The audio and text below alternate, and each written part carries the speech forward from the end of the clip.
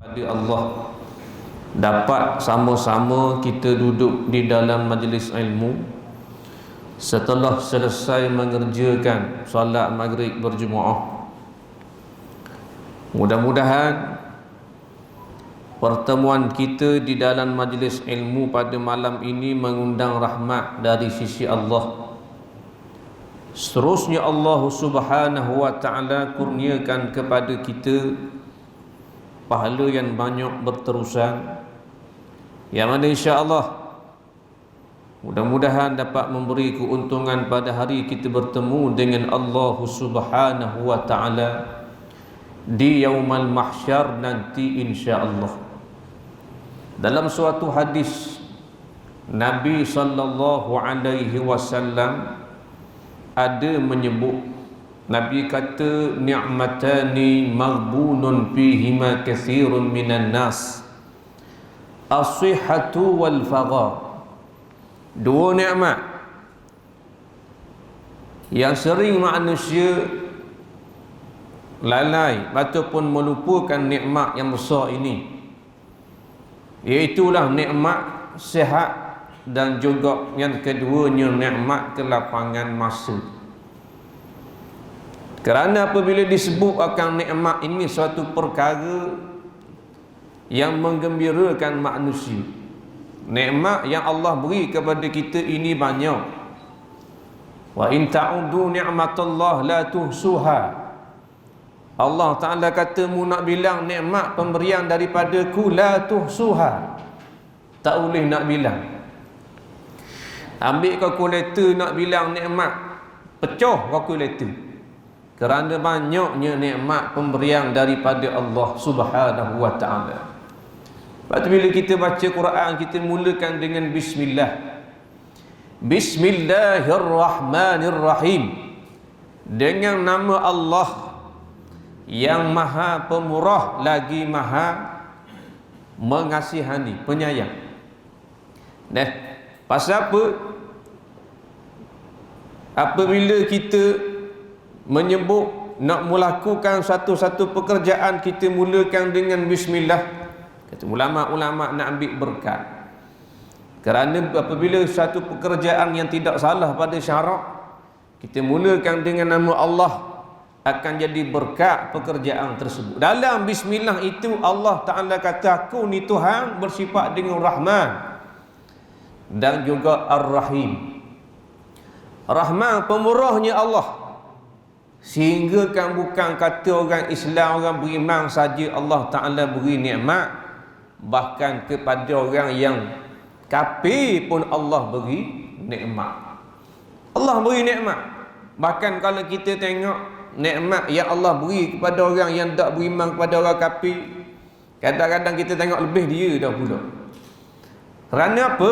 Ar-Rahman. Allah ini bersifat dengan Rahman. Ar-Rahmanu fid dunya. Rahman ini di dunia, kata ulama-ulama.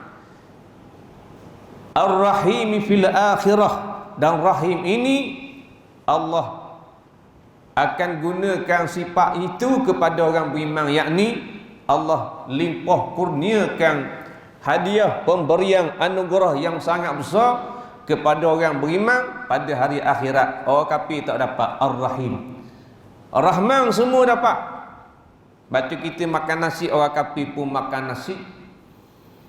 Kita makan lencok, orang kafir makan kok lencok, sama je. Kita minum air syirak, orang kafir ada minum air syirak. Minum air syirak kok, siap ada telur katak di dalam. Makna lebih dia dah pula daripada kita. Tak apalah.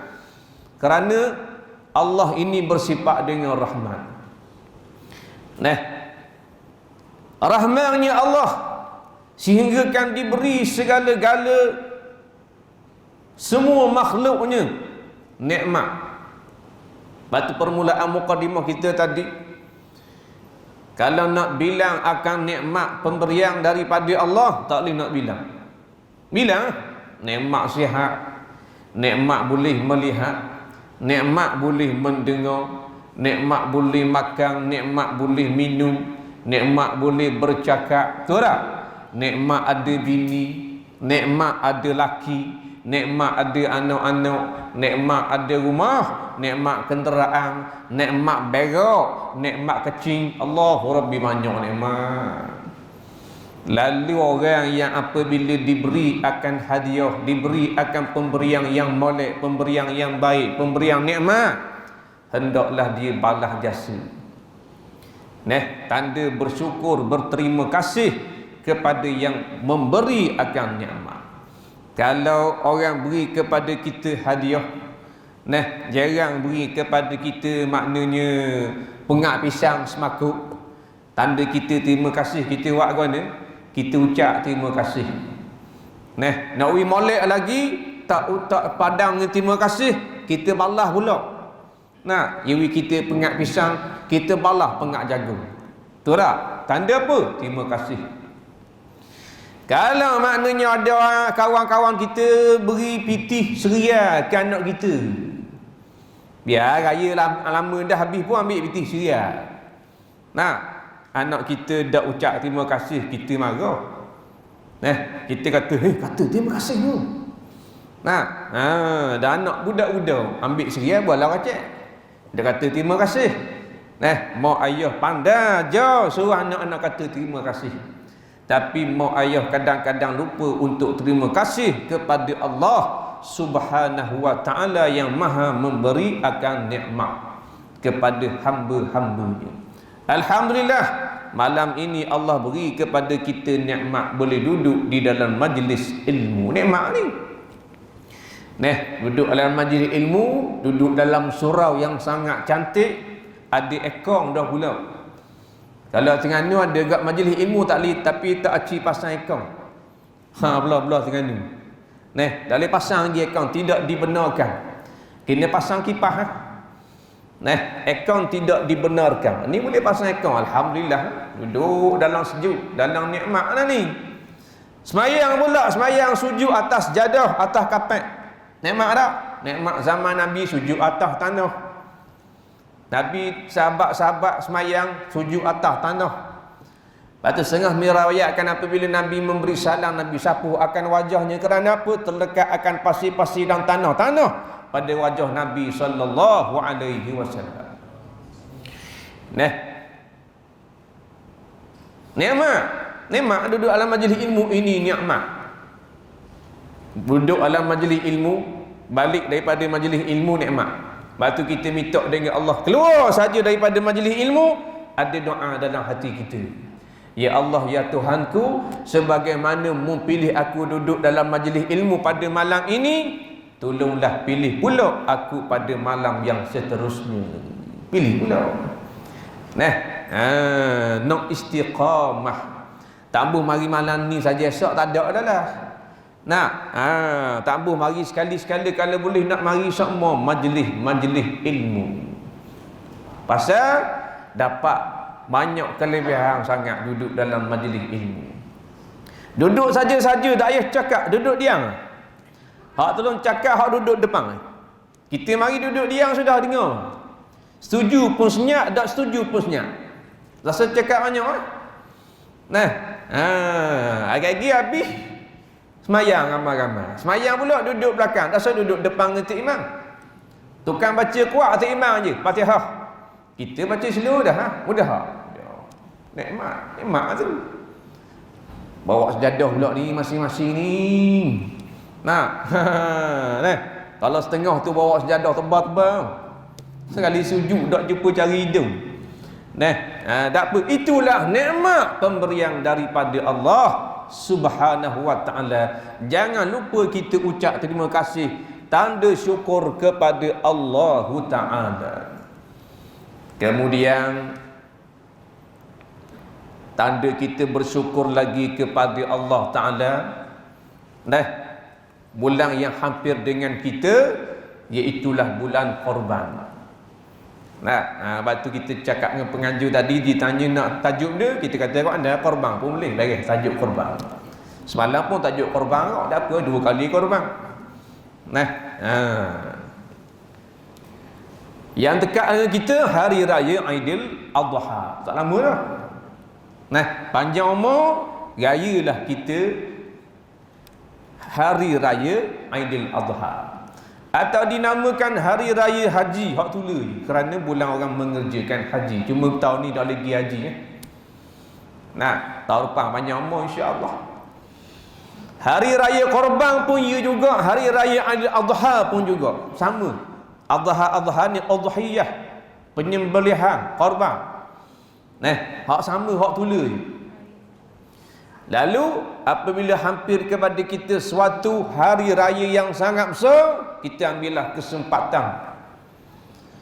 Kerana tanda orang bersyukur kepada Allah, dia menyembelih akan korban. Sebenarnya korban tak ada syukur pada Allah. Firman Allah Subhanahu wa taala dalam surah Al-Kautsar, "Inna a'tainakal kautsar fashalli li rabbika wanhar inna syani'aka huwal abtar." Shadaqallahul azim. Sesungguhnya kata Allah, kami anugerahkan kepada engkau, hei Muhammad, Al-Kautsar, pemberian yang sangat banyak dunia dan akhirat. Seorang ulama menafsirkan Al-Kautsar ini iaitulah satu sungai yang mengalir pada hari akhirat nanti, iaitulah sungai Al-Kautsar atau kolam Al-Kautsar. Fasalli li rabbika wanhar, maka dirikanlah sembahyang dan lakukanlah korban, yakni penyembelihan kerana Tuhanmu. Inna syani'aka huwal abtar, sesungguhnya orang yang membencimu, hai Muhammad, dialah orang yang terputus daripada rahmat Allah Subhanahu wa taala. Kolam Kautsar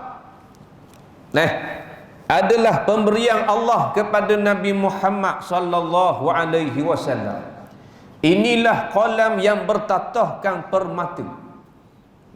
Kolam yang Tuhan buat bertatahkan permata. Comel kolam buat daripada permata, tak ada atas dunia. Kolam hak Tuhan buat, Tuhan sabit daripada permata. Kolam atas dunia daripada semi. Semi cak naga, gaung apa benda ni, pasir garang. Dalam pasir garang dia tarik kucing 3 tokor. Gau buat kolam. Boh mozaik apa semua jadi kolam. Lepas tu boh air dalam. Tang klorin apa semua kolam. Lepas tu mandi ramai-ramai. Dah gerak tu. Kolam dalam hari akhirat nanti yang mengalir. Airnya kata Nabi lebih putih daripada susu, lebih manis daripada madu. Barang siapa yang meminumnya satu tegak, tidak akan dahaga dulu kini selamanya. Satu tegak. Batu kata ulama-ulama, apabila minum air kolam Kautsar di padang mahsyar nanti, apabila masuk syurga, duduk dalam syurga tak dahaga. Pasal apa? Minum dah air kolam Kautsar tadi. Dah tu dalam syurga minta air macam-macam. Minta air bukan kerana dahaga, tapi untuk berseronok-seronok, bernikmat-nikmat. Macam orang kaya makan di hotel kan, bukan lapar. Tapi nak berseronok-seronok, duduk kedai makan, duduk kat hotel apa semua, order air. Bukan lapar, bukan dahaga, tapi nak seronok-seronok. Begitulah orang mukmin duduk dalam syurga, tidak dahaga, tidak lapar. Kerana Allah menghilangkan dahaga dan laparnya apabila duduk di mahsyar. Dahaganya hilang kerana minum air kolam Kautsar, laparnya hilang kerana berpuasa di atas dunia. Cuma order ataupun makan di dalam syurga untuk berseronok. Jadi kita nak minum dah air kolam Kautsar hari akhirat. Nak minum. Selalu dah rock tak minum tu. Jadi kena kuat kan. Nak minum dah. Nak biar kuat kan, semangat. Semangat sikit. Amalan tak apa kan. Amalan kita memang dah rock, tapi biar semangat. Betul tak? Biar ada semangat. Nak minum air telaga Kautsar. Biar aku tak munah sabah pun. Aku tak sabah muka aku ni. Muka aku ni muka poreng. muka banyak maksiat, muka banyak buat dosa kepada Allah, tapi aku nak minum air kolam Kausar, aku kasih kepada Nabi, aku kasih pada sunnah. Kasih pada sunnah, kasih pada Nabi ni.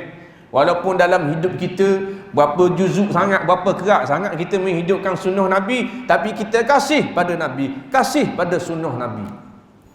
Kita kasih orang pakai jubah, kita kasih orang pakai serban, kita kasih orang pakai kopiah, kerana itu pakaian Nabi.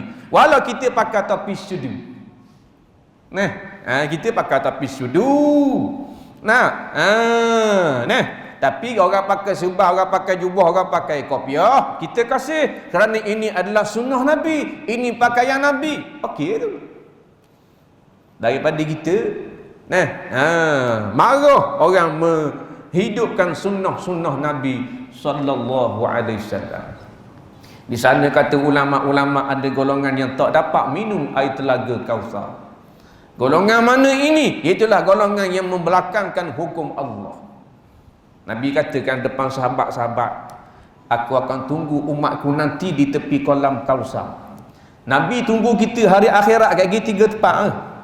Tepi kolam Kausar, tepi titiang Sirat, dan di tepi timbangan mizan. 3 tempat ni. Nabi berulang untuk beri syafaat kepada umat dia. Duduk cegak, Nabi berdiri, sebut dalam kitab Bahrul Mazi juzuk 17. Kata Syekh Idris Mardawi rahimahullahu taala mendatangkan hadis, Nabi berdiri di dekat kolam Nabi nampak umat dia mari dengan bercahaya ni, Nabi panggil. Halumma, mari sini, mari minum air telaga Kausarku, kata Nabi. Ada sekali mari ramai umat Nabi. Ada sekali mari seorang je mari. Yang menyedihkan, seorang mari dalam keadaan bercahaya mukanya, anggota wuduknya bercahaya, Nabi nampak dia nampak Nabi. Malaikat kata, ya Rasulullah, jangan panggil. Pasal apa jangan panggil? Hei malaikat, tu umat aku kan tu, tak nampak muka bercahaya. Betul dia umatmu, tapi dia melakukan bermacam-macam bid'ah dan perkara yang baru di dalam agama. Dia melakukan bermacam kezaliman, maksiat di atas muka bumi ketika mana dia hidup.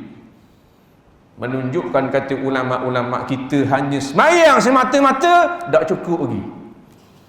Kerana apa? Yang Nabi panggil wajahnya bercahaya, anggota wuduknya bercahaya. Kalau seseorang manusia itu tidak semayang, nescaya dia tidak mengambil wuduk. Bila tidak mengambil wuduk, bangkit daripada kuburnya nanti, wajahnya tidak bercahaya, tak ada cahaya. Orang yang dikatakan bercahaya anggota wuduknya kerana atas dunia dulu dia berwuduk, dan orang berwuduk sudah tentulah mengerjakan solat. Betul tak? Takkan wuduk tak semayang, mesti wuduk semayang. Jarang wuduk saja, lepas tu tak semayang. Pandai ambil wuduk. Dan awak ambil tahajud dah lepas tu baca Quran dah, lepas tu nak lomba motosikal. Jarang, bodoh benar. Malaikat ambil wuduk kau nak buat ibadat pada Allah. Tiba-tiba dihambak oleh malaikat hambak. Dah minum air telaga Kausar. Allahu Rabbi, bayang. Dia tengok dah muka Nabi, Nabi pun tengok dah muka dia, tapi kena hambak. Kecewa tak? Allah kecewanya lah. Kata ulama-ulama, tanda orang tak dapat minum air telaga Kausar, inilah tanda ahli neraka Allah wal'iyyazubillah. Bagaimana nak dapat minum air telaga Kausar kalau atas dunia lawan hukum Allah? Dok semayang lawan ulama-ulama, tu tak? Mendedahkan aurat. Hak jatang tukar tina, hak tina tukar jatang. Dah. Nak minum air telaga Kausar macam mana? Dia jatang, lepas tu ubah penang pelang jadi orang perempuan. Kena laknat. Orang jadi laki-laki jadi puan ni orang yang kena laknat. Hidupnya tidak berkat, tak berkat. Dah bayanglah ni dalam negara kita. Nah, pondang-pondang, bapuk-bapuk ramai mana. Bebas ke sana dan kemari. Nah, bahkan berbangga-bangga dah pula. Nah, membuat tontonan video upload di dalam Facebook. Allah. Anak-anak kita tukang share, tukang like. Ada apa-apa? Nah, nah. Dah dia datang. Mana ada breast orang kolpura tengah panggil kopek. Ni cocok ni. Buat pembedahan plastik. Allahu Rabbi. Nah, buah plastik dalam ni. Ia buah cetong dalam. Mana naik ni macam orang puang jadi. Kemudian dia solek-solek muka dia macam orang puang. Cukur ni ngemisang ngejanggut macam orang puang. Kalau ayah haji tengok puang. Nah, kalau tak kena. Nah, sungguh tak kena. Memang orang kata orang puang. Dengan tubuh hang ni pandai cocok situ, cocok situ. Punggung jadi naik. Nah, dia ada ubat dia, hormon dia. Nah, jangan main lah ni boleh buat. Nah, ada PT boleh buat. Punggung ni boleh suntik jadi besar punggung. Nah, punggung besar pada bini tu imam. Molek-molek ada. Allahu Rabbi ni barang kena nak belaka ni. Kita tolong rakyat. Memang orang marah rakyat ni. Tapi qulil haq walau kana murra. Bercakaplah benar sekalipun pahit. Kena khabar. Barang mungkar kena rakyat. Nah, man ra'a minkum munkara fayughayyirhu biyadihi. Barang siapa yang nampak kemungkaran, hendaklah cegah dengan tangan, yakni kekuasaan yang dia ada. Fa illam yastati' fa bilisani. Kalau tak mampu, kalau lemah, kalau darat cetang dengan lisan. Khabar ni haram, ni kena laknat, ni berdosa, ni masuk neraka. Kena khabar. Tak boleh diam diri berdosa. Fa illam yastati' fa biqalbi. Tak mampu juga qalbi dengan hati. Kena beci. Nah, barang muka kena beci. Dengati wadzalika adhaful iman. Inilah selemah-lemah iman.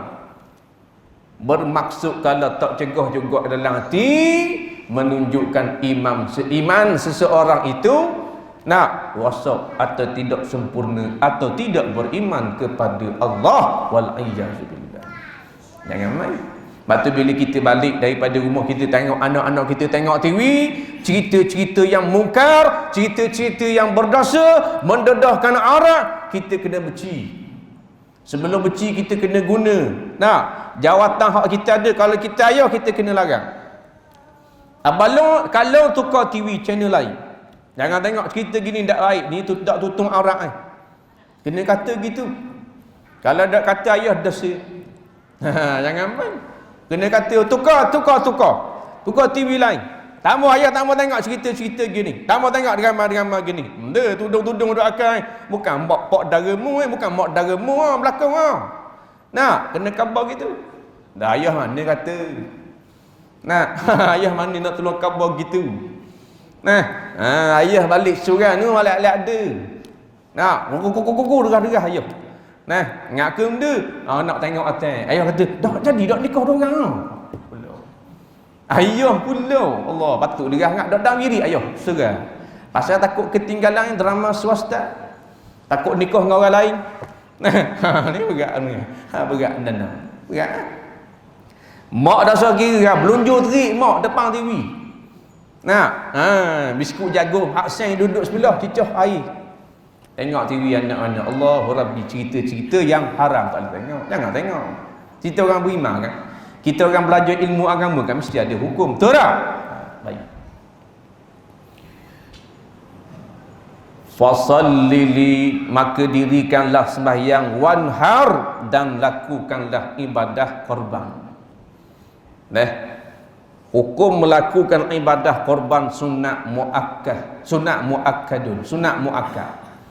Sunat yang sangat-sangat dituntut.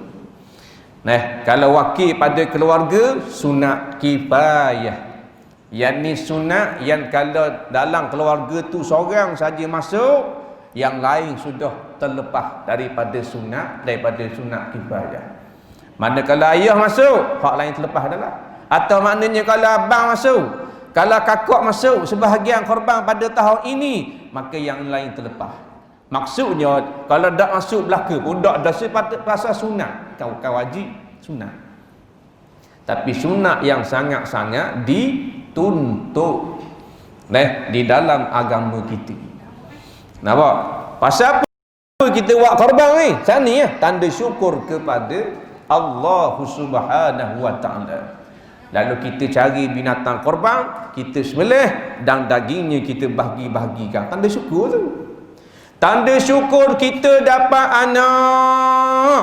Kita sembelih kambing, kita sembelih lembu, dinamakan aqiqah. Sunat dimasak. Lalu dibahagi-bahagikan dagingnya yang telah masuk, gula yang telah masuk, atau panggil orang makan rumah kita, dipanggil aqiqah. Dan korban apa beza? Korban dengan akikah. Akikah ni bila-bila masa boleh buat. Korban dia ada bulannya. Zulhijjah 10, 11, 12, 13 4 hari boleh buat korban. Ingat tu 10, 11, 12, 13. Hari ke-14 boleh buat tak korban? Tak boleh buat. Jangan lajau, ingat tu. Ada orang lajau. Kita buat hari ke-5 tau. Pasal hari ke-5 baru anak-anak balik belaka. Hak Kuantan balik, hak Johor balik, hak Besut balik, hak Putrajaya balik. Jadi, mana mau dah kita boleh cuti lewat mak ni. Mana? Tanya ayah mu kan. Ayah kata, dah awak hari kenang senang.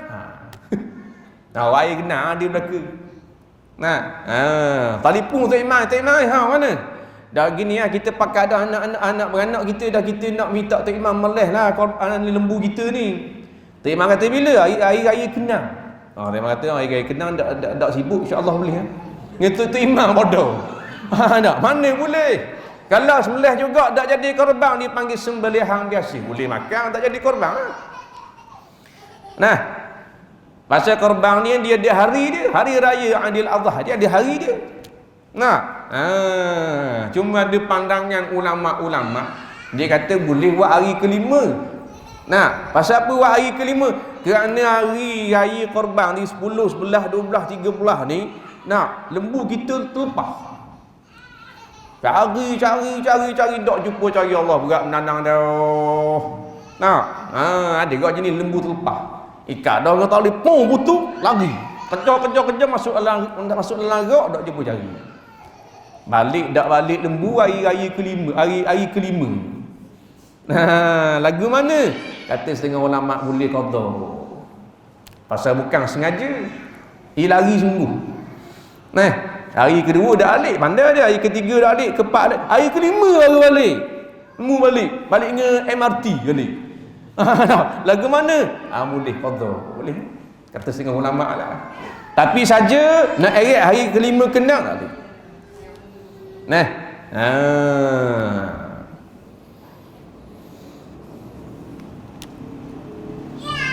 Jadi kita kena ingatlah apabila kita pakat masuk ramai-ramai korban,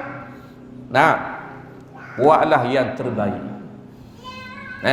Akak jual beli lembu biar comel. Kalau jenis nak wakil biar molek. Kemudian bila nak memilih akan binatang korban, pilihlah dalam keadaan yang terbaik. Jangan pilih binatang yang terlalu kurus. Kata ulama-ulama, kalau gemuk afdal. Kerana korban berhajat kepada daging. Mana-mana binatang dagingnya banyak, itu yang paling afdal. Lembu, kambing, unta, biri-biri. Mana yang paling banyak daging? Biasa unta maka unta afdal. Tapi unta tempat kita bayar. Galiknya lembu kambing maka carilah lembu yang bertubuh gemuk, yang daging banyak. Itu paling afdal. Nampak? Tapi kita jenis sayang ke bitih. Lembu besar mahal harga dia 6,000, 7,000. Dia kata mahal pula. Mahal enggak ustaz, 6,000 noh. Jadi berapa sebahagian? Boleh hak besar murah tapi payah nak dapat. Kebiasaan lembu kuruh baru murah. Kuruh je lembu. Nah, memang kita pilih orang kuruh pasal apa? Murah. Roliknya gitu lah. Ni berapa sekor ni ayah haji lembu nak buat korban tahun ni? Ni 4,800. Mahal. 2,800 ada. Mana ada lembu 2,800. Nah, kambing 1,800. Cari option tak apa. Kita dalam bab untuk kita buat ibadat kepada Allah, jangan kita beralung, jangan kita berkira.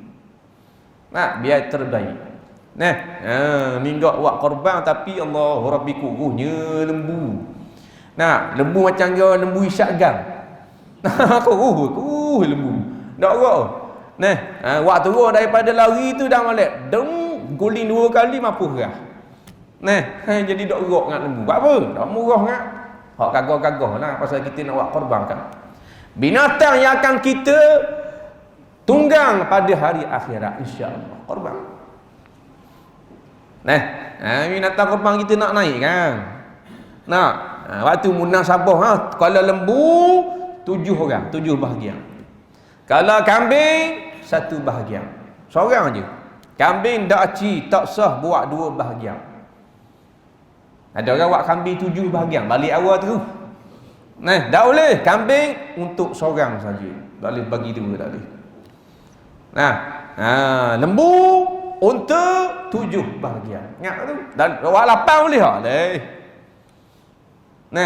Ada pejabat buat seekor lembu 200 orang. Dah. Berapa rial seorang tu? Nyetor mitih. Jadi tak kena ya. Ibadat ni kena belajar, kena ngaji. Tak ngaji jadi tak juru harah. Ingat 7. Dalam 7 tu boleh tak kita nak ada dalam 7 bahagian tu ada orang tambah korban dia nak akikah, boleh tak? Boleh? Tak ada masalah, boleh. 7 tu korban belaka boleh. Atau dalam 7 tu seje korban. Atau 2 je korban, hak lain akikah, boleh tak? Boleh belaka-laka. Dah hak mana paling afdal? Ada orang tanya kan? Hak mana paling afdal? Hak mana Malik buat dulu? Korban ke akikah? Jawabnya dua-dua. Tapi kalau kita ada modal setikang je.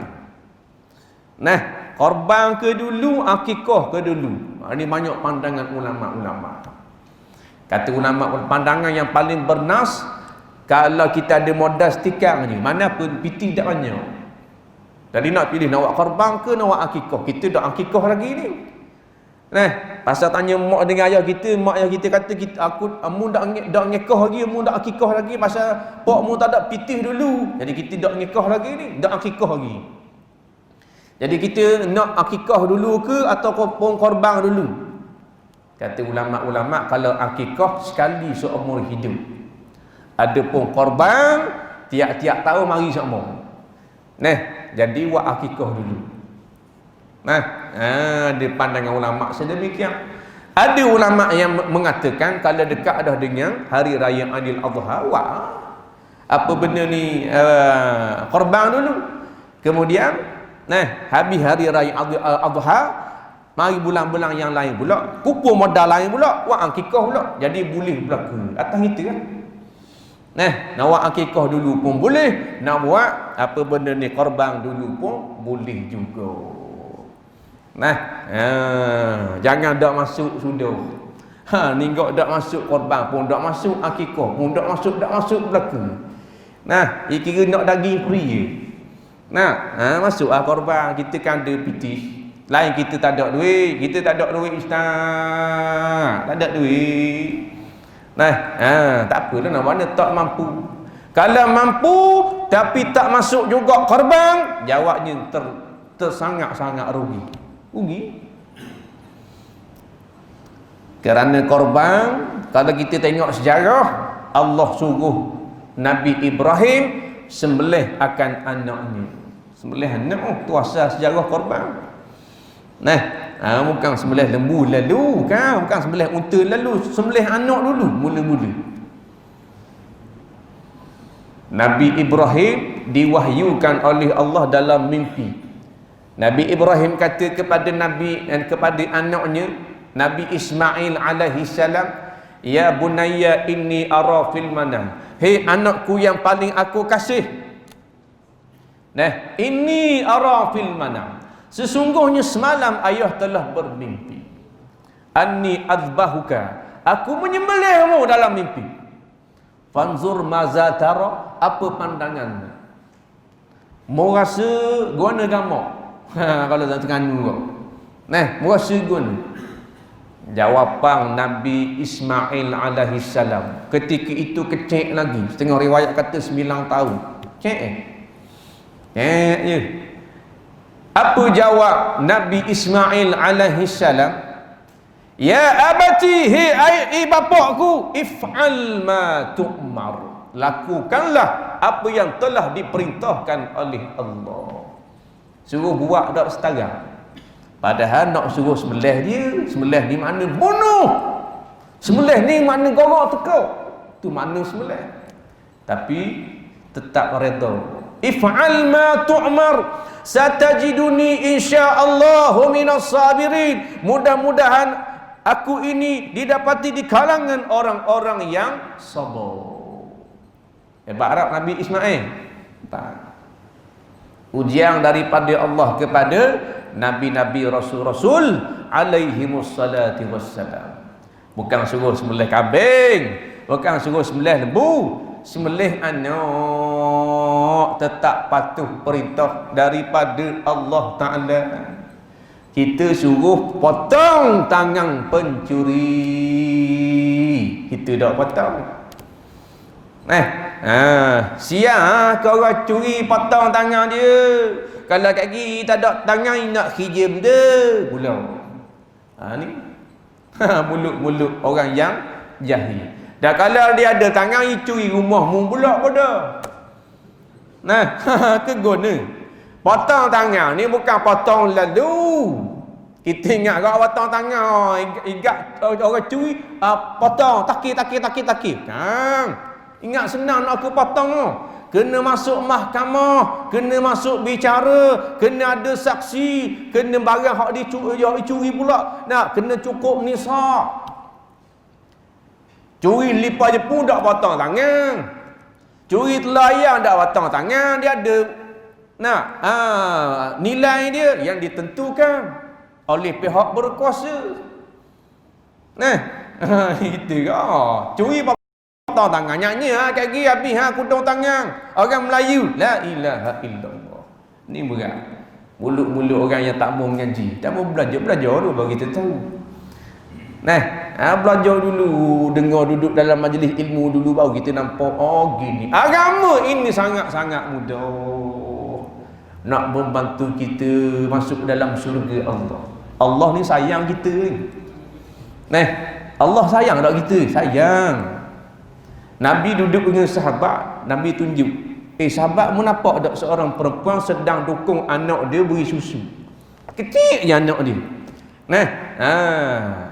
Tengah beri susu kepada anaknya dengan penuh kasih sayang. Sahabat kata, nampak Nabi kata, mu rasa mak dia sayang kan anak dia? Sahabat kata, ya Rasulullah, nampak pada gaya dan kami pun sedia maklum. Memang seorang mak terlalu sayang akan anak-anaknya. Dengan peluk kemahnya, dengan beri susu pula, memang sayang. Kata Nabi sallallahu alaihi wasallam, ada yang lebih menyayangi daripada ibu menyayangi anak. Siapa dia? Allah Subhanahu wa ta'ala sangat menyayangi akan hambanya melebihi ibu menyayangi, mengasihi akan anaknya. Itu Allah Ta'ala. Acik kita bilang banyak mana dosa kita buat pada Allah. Allah raya lalu. Buat dosa, buat maksiat, mengupak, maknanya macam-macam dosa kita buat pada Allah. Allah beri peluang. Allah tutup aib kita, tutup. Buat dosa tutup. Betul tak? Kita mari masjid, mari surah malam ni pasal Allah Ta'ala tutup aib kita. Kalau Allah buka aib kita mari dak malam ni, tidak ada seorang manusia pun yang akan berani keluar daripada rumah kerana terlalu malu akan aibnya telah diketahui oleh orang. Tapi kita keluar dalam keadaan pakai jubah, pakai kopiah, pakai serban, ada kayu sugi pula celah telinga ni pasal apa? Pasal orang tak tahu aib kita, dosa kita kepada Allah. Kerana Allah menutup akan aib-aib hamba-Nya. Batu Allah Ta'ala marah kita pergi buka aib. Allah tutup dah, dia pergi buka pula aib ni. Nah, dosa besar. Nah, dia berzina dah, kemudian dia umum pula. Dia cerita pula dia telah berzina semalam dalam Instagram, dalam Facebook ni. Perilaku umat akhir zaman yang jahat. Allah tutup aib dia. Nah, dia pergi cerita ke orang. Oh, power malam zina. Dengan gambar apa semua, Allahu Rabbi ni. Akhir zaman. Nah, dia berzina dah sebesar dah. Kemudian dia berbangga-bangga pula. Allah. Macam tadi ya. Nah, tukar jantina, tukar dah. Nah, upload dalam Facebook pula ni. Bangga sangat dengan maksiat yang dilakukan. Nah, ada orang kata pula dah kalau dia betul-betul salah, nah Tuhan marah ke dia. Bapa dak pandai betul lalu. Ambo, Tuhan nak ikut kamu. Siapa masa Tuhan ajar je. Tak sampai masa Tuhan dak ajar. Nah, tengok macam masa Firaun naik atas piramid ni, mengaku sebagai Tuhan. Ana rabbukumul a'la. Allah Rabbi. Siapa iblis, tempur berapa iblis? Kerana takutnya perkataan Firaun yang sangat dahsyat, mengaku sebagai Tuhan. Kata iblis, aku jahat-jahat aku dak mengaku Tuhan. Natang Firaun ni mengaku Tuhan terus, lari iblis. Tapi adakah Firaun disambut betul? Malik-malik ada. Turun daripada piramid makan tupak soto. Nah, malik-malik ada tu.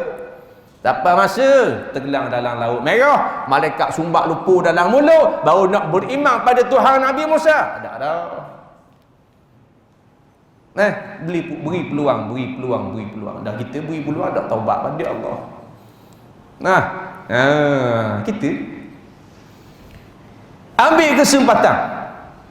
Nah, jadikan kita ini di kalangan orang-orang yang kasih kepada Allah, orang-orang yang bersyukur kepada Allah Subhanahu wa ta'ala.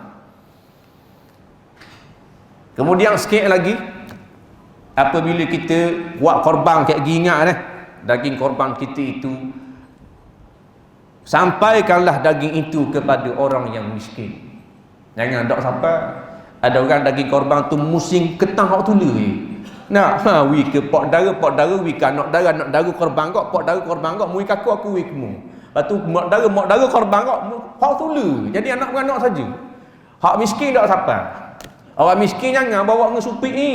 Nah, 3 supit ala kocek. Kok boleh daging. Tak boleh. Daging anak beranak sajalah, ilah. Dah tu korban dia gitu. Tu bukan korban bodoh.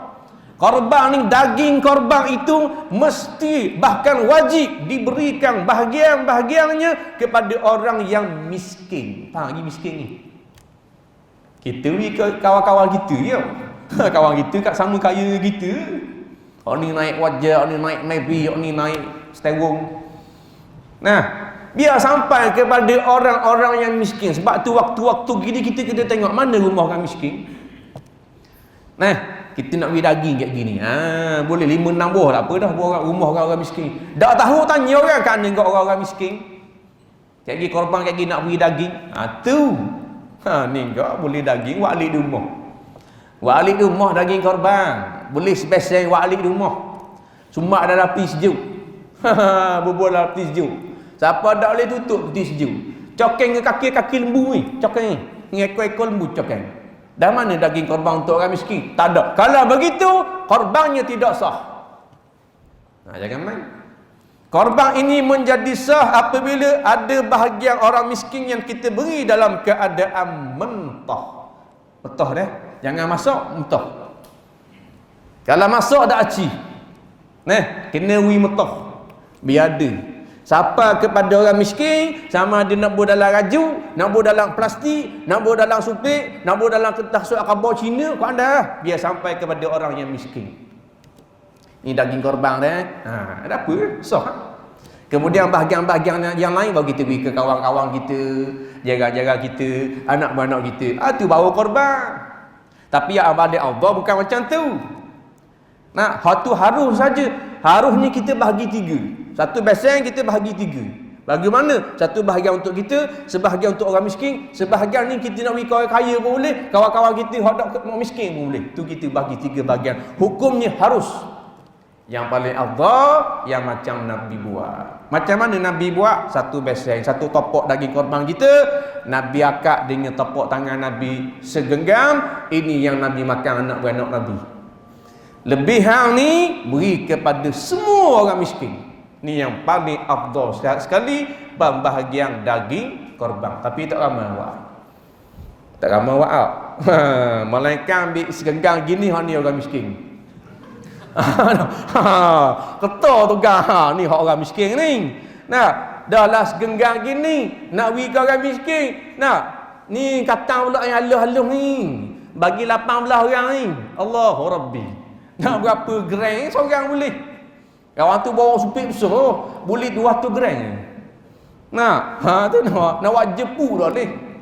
Dan dia beraluh sangat, kedekut sangat kita. Nak korban sangat kedekut nak mampu. Nah, biar ambil sekok gini golik-goliknya sekilo kan. Dia ambil gini, biasa sekilo lah. Bukan ambil gini 130 kilo. Besar benar tanganmu. Nah, biasa ambil gini sekilo lah. Sekilo lebih. Hak ni lebih ni orang miskin. Tu baru korban. Kerana goliknya orang miskin, dia tidak ada harta, tak ada piti nak beli daging. Kerana daging berapa rias kilo? 37 rias, 35 rias kilo. 30 rias kilo. Mana ada duit nak beli? Nah, orang miskin makan anak kembung, anak layang, makan nasi. Nah, jadi kita raikan kepada orang miskin hari raya korban, beri dia makan daging. Tujuan apa beri dalam keadaan mentah? Supaya bila beri dalam keadaan mentah, dia boleh jual tek, makan tek, jual tek, makan tek. Takkan dia boleh makan spesial gitu lah. Dia pun jual. Nah, untung belah dia. Biar dia suka hari raya. Dia jual 3 rias kilo. Mana dia? Nah, daging dia. Nah, ni dok. Boleh daging balik rumah. Ayah buat korban tahun ni. Daging ayah ni. Daging ayah ni. Kang. Nah, datuk korban kepala otak apa gitu.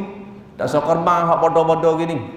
Nah, nak korban biar cerdik, biar ada ilmu. Biar sampai pahala kita di sisi Allah Subhanahu wa taala. Jangan jadi macam korban Qabil. Nak jadi macam korban Habil. Qabil beri buah-buah yang buruk-buruk, yang kepek-kepek, yang pecah-pecah, yang tak molek. Allah tak terima korban Qabil.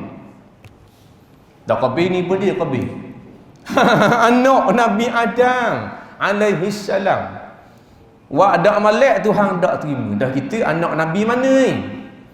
Kalau buat ada molek ibadat kepada Allah, lagi-lagi Tuhan tak terima. Qabil, Habil ni anak Nabi Adam alaihi salam, anak Nabi. Tapi buat ibadat tak jurah, Allah tak terima. Nah, dah kita anak siapa dia? Anak Nabi mana ni? Turun ke Rasul mana kita? Ke Nabi Musa ke Nabi Yusuf? Nah, berarti kita kena buat yang terbaik. Fasalli li rabbika wanhar, dirikanlah sembahyang dan wanhar dalam keadaan lakukan ibadat korban kerana Tuhanmu, bukan untuk berbangga-bangga. Jangan berbangga Walaupun kita korban pada tahun ni 7 ekor, bukan untuk berbangga-bangga. Pada orang dia berbangga.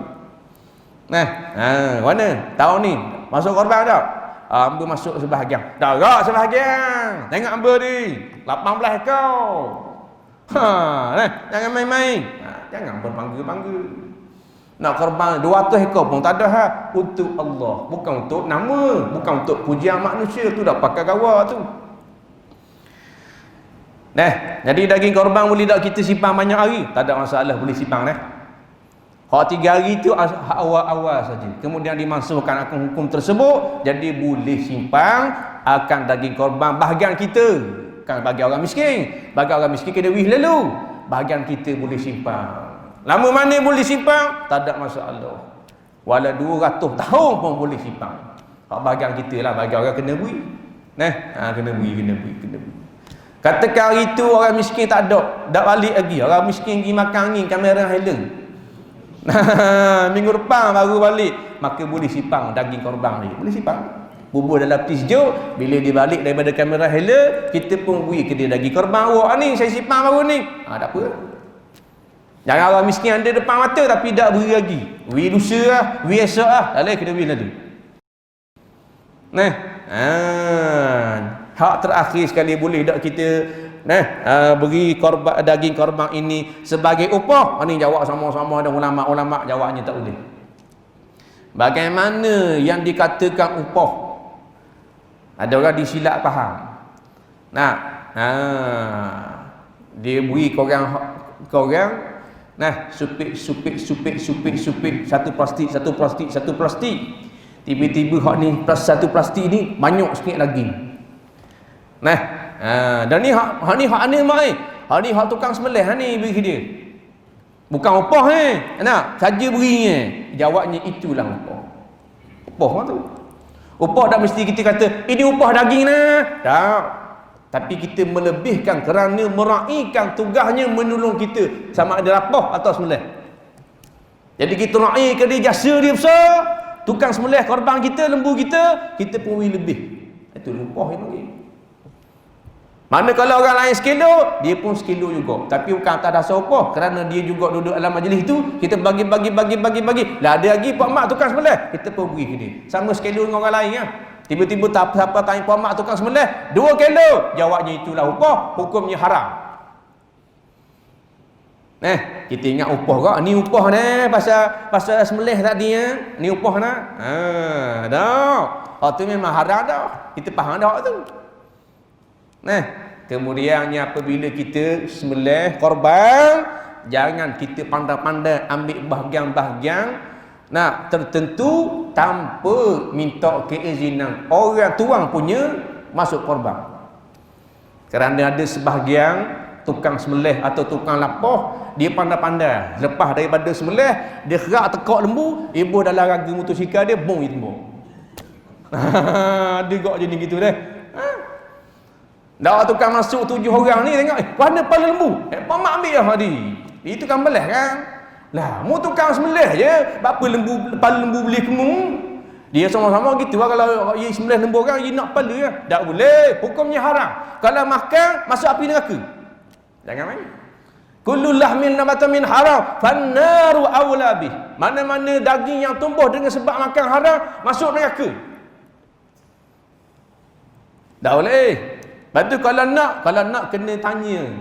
Kalau 7 orang masuk, 7 orang ni nak kepala. Kalau ada tambuh saya nak. Tu cara dia. Nak ada belulang, kalau tambuh saya nak. Tu. Nak ada ekor, kalau tambuh saya nak. Tu cara dia. Ni kerak sudah ekor. Tak ada ekor lembu. Simpan dalam raga motosikal Honda Kak dia. Oleh ada. Lepas tu sekarang buat su ekor. Makan api neraka. Su api neraka dia panggil. Jangan main. Kena ngaji, tak ngaji bodoh. Dia kata dah kita buat sama-sama dah. Sama-sama memakan api neraka. Nak tahu malam-malam ada, tak ada orang marah tak ada seorang marah. Dah, ulama tolong khabar, kita tolonglah bayar. Tak boleh kena orang lain kena pelepah hak dia. Bagian saya tambah ekor, bagian saya tambah kepala tambah belaka 7 orang ni. Tambah belaka dah. Kalau gitu saya nak boleh tak? Kalau awak nak ambil 50 ya sudah. Kena bayar. Umpamanya. Ni ada jenis gitu. Pala sakut pagoda. Molek-molek ada. Hak tukang masuk 7 orang tak kata apa pasal tukang sembelih. Tukang nak lawan tukang sembelih. Golok ada pinggang. Silap hari pula taki dari mampu kerah. Tak kata apa ya. Padahal bini rumah kabodah main kita nak buat sup lidah minta sikit lidah lembu dengan dia. Ada lidah. Ni apabila tak ada ilmu, penuh jahanam. Tolong royak dah. Ni ulama fatwa. Kita dah ada kita tolong royak dalam kitab-kitab mereka. Nah, jadi mudah-mudahan kita harapkan korban kita pada tahun ini diterima oleh Allah Taala, dan ibadat-ibadat yang lain diterima dan menghasilkan pahala di sisi Allah Subhanahu wa taala. Wallahu subhanahu wa taala a'lam. Bismillahirrahmanirrahim. Allahumma zayyina bi zinatil Qur'an wa akrimna bi karamatil Qur'an wa shan syarafatil Qur'an wa albisna bi khilatil Qur'an wa adkhilna al jannata bi syafa'atil Qur'an wa afina min kulli bala wa adzabil akhirah بحرمة القرآن. ربنا آتنا في الدنيا حسنة وفي الآخرة حسنة وقنا عذاب النار. وصلى الله على سيدنا محمد وعلى آله وأصحابه أجمعين والحمد لله رب العالمين. السلام عليكم ورحمة الله.